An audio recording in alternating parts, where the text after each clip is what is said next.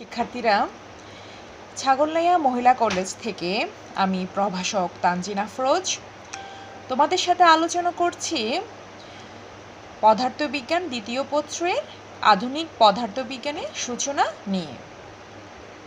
চলো শুরু করা যাক। আমি তোমাদের সাথে এখন ডি ব্রগলির বস্তু তরঙ্গ নিয়ে আলোচনা করব। De Broglie's matter waves.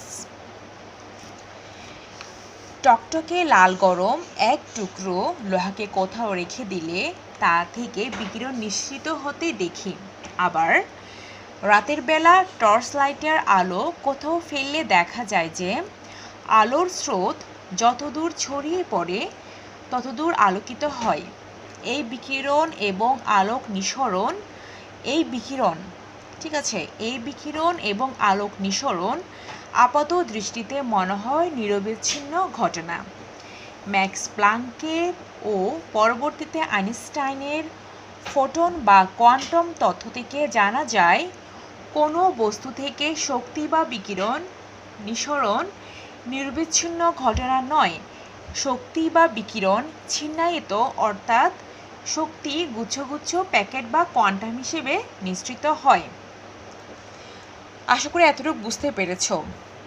Quantum তত্ত্ব হতে প্রমাণিত হয়েছে যে বিকিরণ বা শক্তির দ্বৈত ধর্ম রয়েছে। বিকিরণ বা শক্তির দুটো ধর্ম রয়েছে বা দ্বৈত ধর্ম রয়েছে। একটি কণা ধর্ম, অপরটি তরঙ্গ ধর্ম। একটি কণা ধর্ম এবং অপরটি কি? তরঙ্গ ধর্ম। এই মতবাদ আবিষ্কৃত হওয়ার 23 বছরের মধ্যে কোনো বিজ্ঞানীর মাথায় আসেনি যে শক্তির ন্যায় পদার্থেরও দুটি ধর্ম থাকতে পারে, অর্থাৎ পদার্থেরও কিন্তু তরঙ্গ প্রকৃতি থাকতে পারে। আচ্ছা, 1924 খ্রিস্টাব্দে ফরাসি বিজ্ঞানী লুইস ডি ব্রগলি, যার ছবি দেখতে পাচ্ছ উনি হচ্ছে লুইস দ্য ব্রগলি এই মতবাদ প্রচার করেন। তিনি বলেন যে পদার্থ যা অণু, পরমাণু, প্রোটন, নিউট্রন, ইলেকট্রন ইত্যাদি ভিন্ন ভিন্ন কণার মাধ্যমে বা সমন্বয়ে গঠিত। আচ্ছা, যথোপযুক্ত পরিস্থিতির মধ্যে তরঙ্গ প্রকৃতি কি প্রদর্শন করে। হ্যাঁ, এক কথায় বলা যায় পদার্থের তরঙ্গের মতো কি দ্বৈত প্রকৃতি আছে। পদার্থেরও তরঙ্গের মতো কি আছে? দ্বৈত প্রকৃতি আছে। আচ্ছা, ডি ব্রগলি তরঙ্গ দৈর্ঘ্য কাকে বলে আমরা একটু জেনে নিই। প্রত্যেকটি চলমান পদার্থ কণার সাথে একটি তরঙ্গ যুক্ত থাকে। প্রত্যেকটি চলমান পদার্থ কণার সাথে, পদার্থের কণার সাথে একটি তরঙ্গ যুক্ত থাকে। পদার্থের মধ্যে যে কণাগুলো রয়েছে সেই কণাগুলোর সাথে একটি তরঙ্গ কি যুক্ত থাকে। আবিষ্কারকের নাম অনুসারে এই তরঙ্গ ডি ব্রগলি বস্তু তরঙ্গ নামে পরিচিত এবং এই তরঙ্গের তরঙ্গ দৈর্ঘ্যকে ডি ব্রগলি তরঙ্গ দৈর্ঘ্য বলে। আমরা একটু বিস্তারিত আলোচনা করি এটা সম্পর্কে, তাহলে তোমরা বুঝতে সুবিধা হবে। ডি ব্রগলি বস্তু তরঙ্গের তরঙ্গ দৈর্ঘ্যকে ডি ব্রগলি তরঙ্গ দৈর্ঘ্য বলে। আমি আবারও বলছি, ডি ব্রগলি বস্তু তরঙ্গে তরঙ্গ দৈর্ঘ্যকে ডি ব্রগলি তরঙ্গ দৈর্ঘ্য বলে। প্লাঙ্কের কোয়ান্টাম তত্ত্ব অনুসারে একটি ফোটনের শক্তি আমরা জানি কি? একটি ফোটনের শক্তি আমরা জানি E equal h half। এটা হচ্ছে কি প্লাঙ্কের কোয়ান্টাম তত্ত্ব অনুসারে একটি ফোটনের শক্তি। এখানে h ইকুয়াল হচ্ছে প্লাঙ্কের ধ্রুবক, f ইকুয়াল ফোটনের কম্পাঙ্ক। যদি ফোটন কণিকার ভর m হলে, আইনস্টাইনের ভর শক্তি সমীকরণ অনুসারে আমরা কি জানি? আমরা জানি E ইকুয়াল mc²। এটাকে সমীকরণ 1 নিলাম, এটাকে সমীকরণ 2 নিলাম।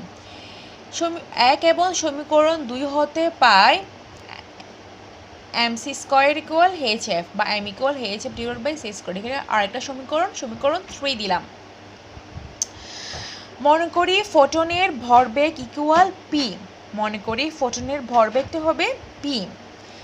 তাহলে p ইকুয়াল ফোটনের ভর ইনটু ফোটনের বেগ ইকুয়াল p ইকুয়াল mc। এটা হচ্ছে ফোটনের ভর আর এটা হচ্ছে ফোটনের বেগ। আমরা এম এর মানটা বসাবো এখানে, এম এর মানটা এখানে বসাবো। H F divide by C square into C, এখানে সি সি ক্যান্সেল হলে একটা সি থাকে, সুতরাং P equal H F divide by C. কিন্তু আবার আমরা কি জানি, আমরা জানি যে সি ইকুয়াল এফ ল্যামডা, সুতরাং P equal H F divide by C, এখানে সি এর মানটা বসালাম এফ ল্যামডা, এখানে এফ এফ ক্যান্সেল হলে আমরা কি পাই, P equal H divide by lambda, সুতরাং lambda equal H divide by P, lambda equal কি পেয়েছি, এইচ ডিভাইড বাই পি। এই সমীকরণ তেজ শক্তির দ্বৈত প্রকৃতি প্রকাশিত হয়েছে, এই সমীকরণে তেজ শক্তির দ্বৈত প্রকৃতি প্রকাশিত হয়েছে, অর্থাৎ কণিকা ধর্ম ভরবেগের সাথে তরঙ্গ দৈর্ঘ্যের সাথে সম্পর্কিত একটা সমীকরণ প্রকাশিত হয়েছে। ডি ব্রগলির মতবাদ অনুসারে পদার্থের ক্ষুদ্র কণিকা যেমন ইলেকট্রনকে ফোটন কণিকার মতো কল্পনা করলে ফোটনের মতো তার তরঙ্গ দৈর্ঘ্য হবে lambda equal H divide by P, H divide by, মানে তো আমি আবার ডিটেলস আলোচনা করি। আমি কি বলেছি, পদার্থের ক্ষুদ্র কণিকা যেমন ইলেকট্রনকে যদি আমরা ফোটন কণিকার মতো কল্পনা করি, ফোটনের মতো তার তরঙ্গ দৈর্ঘ্য হবে কি, lambda equal H divide by P, H divide by M V. সুতরাং এম হচ্ছে এখানে কি, পদার্থের কণার ভর, ভি ইকুয়াল পদার্থের কণার বেগ, এম বি হচ্ছে কি, পদার্থের কণার ভর বেগ।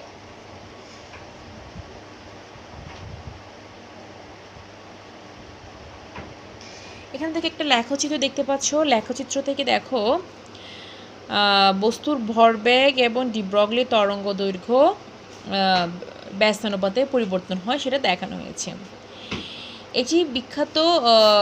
এটি হচ্ছে বিখ্যাত ডি ব্রগলি সমীকরণ, এটি দ্বারা পদার্থ কণিকা তরঙ্গ ধর্ম প্রকাশিত হয়েছে।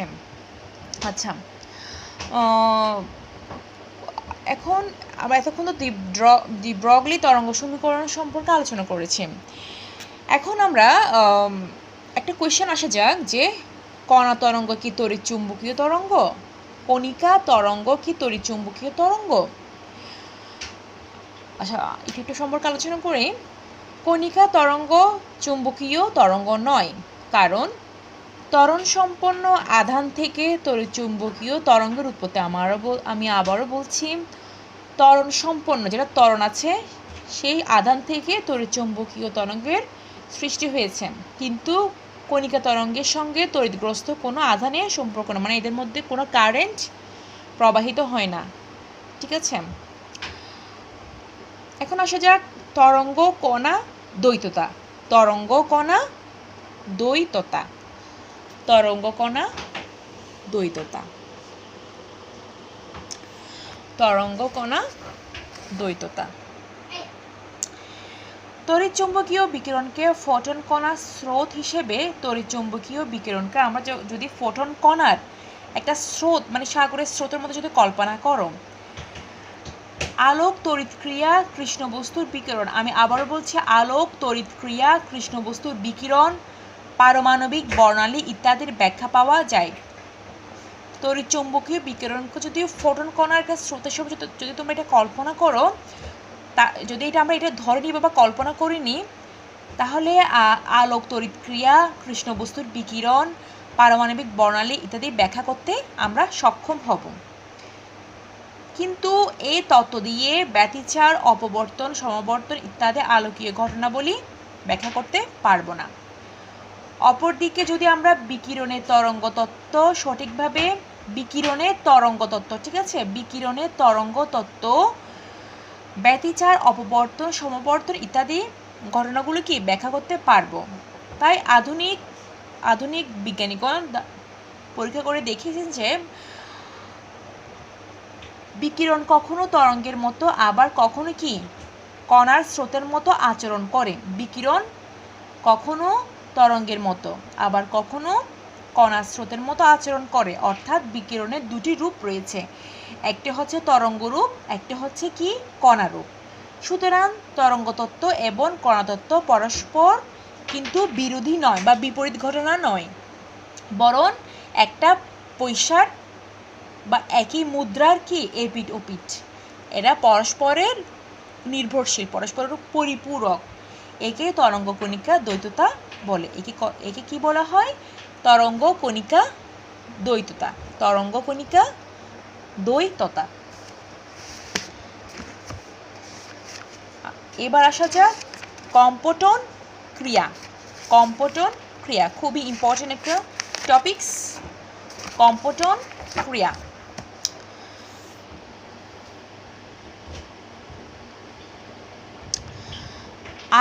আলোকের তেজকণা প্রতিষ্ঠিত হবার পর, আলোকের তেজকণা প্রতিষ্ঠিত হবার পর বিজ্ঞানী কম্পটন, একটা ছবি দেখতে পাচ্ছ, এটা হচ্ছে ইনি হচ্ছে বিজ্ঞানী কম্পটন, আর্থার কম্পটন। বিজ্ঞানী কম্পটন 1925 খ্রিস্টাব্দে প্রস্তাব করেন যে কোনো একটি শক্তিশালী ফোটনের সাথে কোনো একটি শক্তিশালী ফোটনটা কি হতে হবে? ফোটনটা হতে হবে শক্তিশালী। কোনো একটি শক্তিশালী ফোটনের সাথে পদার্থের কণিকা ইলেকট্রন, পদার্থের কণা কি ইলেকট্রন, ঠিক আছে, পদার্থের কণা কি ইলেকট্রনের সংঘর্ষ ঘটলে, কিসের সাথে? ফোটনের সাথে ইলেকট্রনের। হ্যাঁ, কিসের সাথে সংঘর্ষ ঘটবে? ফোটনের সাথে ইলেকট্রনের যদি সংঘর্ষ ঘটে তাহলে কি ফোটনটি ইলেকট্রনকে কিছু শক্তি প্রদান করে। ফোটনটি ইলেকট্রনকে কি করে? কিছু শক্তি প্রদান করে। ফলে ফোটনের নিজস্ব কিছু পরিমাণ শক্তি হ্রাস পায়। স্বাভাবিকভাবে ফোটন যদি ইলেকট্রনকে শক্তি প্রদান করে তাহলে স্বাভাবিকভাবে যে ফোটনের শক্তিটা কি হ্রাস পাবে। এইভাবে ফোটনের নিজস্ব শক্তি ব্যয় হবার ফলে, ফোটনের নিজস্ব শক্তি ব্যয় বা খরচ হবার ফলে বিক্ষিপ্ত, পরবর্তীতে যে ফোটনটা সৃষ্টি হবে সেটা হবে কি বিক্ষিপ্ত স্ক্যাটার্ড ফোটন এনার্জি। বিক্ষিপ্ত ফোটনের শক্তি আপতিত ফোটনের চেয়ে কম হবে, অর্থাৎ বিক্ষিপ্ত ফোটনের তরঙ্গদৈর্ঘ্য আপতিত ফোটনের তরঙ্গদৈর্ঘ্যের চেয়ে বেশি। শক্তি কমে গেলে কি তরঙ্গদৈর্ঘ্য বৃদ্ধি পাবে। তরঙ্গদৈর্ঘ্যের এই পরিবর্তনকে কম্পটন প্রভাব বা কম্পটন ক্রিয়া, খুবই একটি ইজি একটা টপিকস। মনে করো যদি ফোটনের সাথে ইলেকট্রনের সংঘর্ষ ঘটে তখন ফোটনটি ইলেকট্রনকে কিছু পরিমাণ শক্তি প্রদান করবে, ফলে ফোটনটি শক্তি হারাবে। হ্যাঁ, তখন আপতিত ফোটনের থেকে সংঘর্ষের ফলে ফোটন এবং ইলেকট্রনের সংঘর্ষের ফলে যে বিক্ষিপ্ত ফোটনটা আমরা পাবো সেটা তরঙ্গদৈর্ঘ্য আগের ফোটনের মানে আপতিত ফোটনের তরঙ্গদৈর্ঘ্যের চেয়ে বেশি হবে। তরঙ্গদৈর্ঘ্যের এই পরিবর্তনকে কম্পটন প্রভাব বা কম্পটন ক্রিয়া বলবো। তাহলে সংজ্ঞাটা একটু আলোচনা করি। উচ্চ শক্তিসম্পন্ন ফোটন যখন কোনো লক্ষ্যবস্তুর যেমন ইলেকট্রনের সাথে সংঘর্ষে লিপ্ত হয়ে বিক্ষিপ্ত হয় তখন বিক্ষিপ্ত ফোটনের তরঙ্গদৈর্ঘ্য আপতিত ফোটনের তরঙ্গদৈর্ঘ্যের চেয়ে বেশি হয়। এই ঘটনাকে কম্পটন ক্রিয়া বা কম্পটন প্রভাব বলে। এই ঘটনাকে কি বলা হয়? কম্পটন ক্রিয়া বা কম্পটন প্রভাব। বিজ্ঞানী কম্পটন পদার্থের এক্স রশ্মির বিক্ষেপণ প্রক্রিয়াকে এক্স রশ্মির যে বিক্ষেপণ, ঠিক আছে, পদার্থের এক্স রশ্মির যে বিক্ষেপণ সে প্রক্রিয়াটাকে ফোটনের সাথে ইলেকট্রনের সংঘর্ষ কল্পনা করে। ফোটনের মানে এক্স রশ্মির যে বিক্ষেপণ হয় সেটাকে কি কল্পনা করেছে? ফোটনের সাথে ইলেকট্রনের সংঘর্ষ, ঠিক আছে, ফোটনের সাথে ইলেকট্রনের সংঘর্ষ কল্পনা করে ফোটন ও ইলেকট্রনের শক্তি ও গতিবেগের নিত্যতার নিয়ম প্রয়োগের মাধ্যমে ফোটনের কম্পন হার বা তরঙ্গদৈর্ঘ্য পরিবর্তন গণনা করেন। কার্বন, অ্যালুমিনিয়াম প্রভৃতি হালকা মৌলিক পদার্থের ইলেকট্রন দ্বারা কার্বন, অ্যালুমিনিয়াম, ঠিক আছে, প্রভৃতি হালকা, এগুলো হচ্ছে হালকা মৌলিক পদার্থ। এগুলার ইলেকট্রন দ্বারা এক বর্ণে এক্স রশ্মি বিক্ষিপ্ত হলে বিক্ষিপ্ত রশ্মির ভেতর আপতিত তরঙ্গদৈর্ঘ্য ছাড়াও কিছু পরিবর্তিত তরঙ্গদৈর্ঘ্যের এক্স রশ্মি পাওয়া যাবে। আপতিত তরঙ্গদৈর্ঘ্য ছাড়াও কিছু পরিবর্তিত তরঙ্গদৈর্ঘ্যের এক্স রশ্মি পাওয়া যায়। এই পরিবর্তিত তরঙ্গদৈর্ঘ্যগুলো প্রাথমিক এক্স রশ্মি তরঙ্গদৈর্ঘ্য অপেক্ষা দীর্ঘতর হয়। এই পরিবর্তিত যে তরঙ্গদৈর্ঘ্য পাওয়া যাবে সেগুলো কীরকম হবে? প্রথমে যে এক্স তরঙ্গদৈর্ঘ্য ছিল সেগুলো অপেক্ষা কি দীর্ঘতর হবে। এখন দেখো একটা চিত্র দেখো, এখানে আপতিত ফোটন দেওয়া আছে, তারপর বিক্ষিপ্ত ইলেকট্রন দেওয়া আছে, দুটোটা সংঘর্ষ, ফোটনের সাথে ইলেকট্রনের সংঘর্ষ হয়েছে। সংঘর্ষ হওয়ার ফলে কি ঘটনা ঘটছে দেখো, আপতিত বিকিরণের অভিমুখে, এখানে দেখো আপতিত, এই যে আপতিত ফোটন, আপতিত বিকিরণের অভিমুখে সাপেক্ষে বিক্ষিপ্ত, সংঘর্ষের পরে বিক্ষিপ্ত বিকিরণ যদি, এই যে বিক্ষিপ্ত ফোটন সংঘর্ষ হওয়ার পর, এটা হচ্ছে আপতিত ফোটন, ইলেকট্রনের সাথে সংঘর্ষ হওয়ার পর বিক্ষিপ্ত ফোটন পাওয়া গেল। এই বিক্ষিপ্ত ফোটনের অভিমুখের সাপেক্ষে বিক্ষিপ্ত বিকিরণ যদি ফাইকোন উৎপন্ন করে, যে ফাইকোন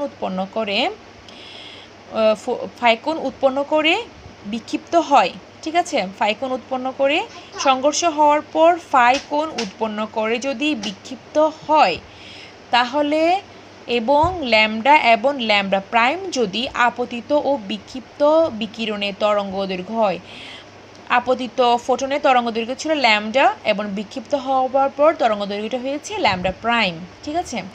তাহলে তরঙ্গদ্বয়ের পার্থক্য কি হবে?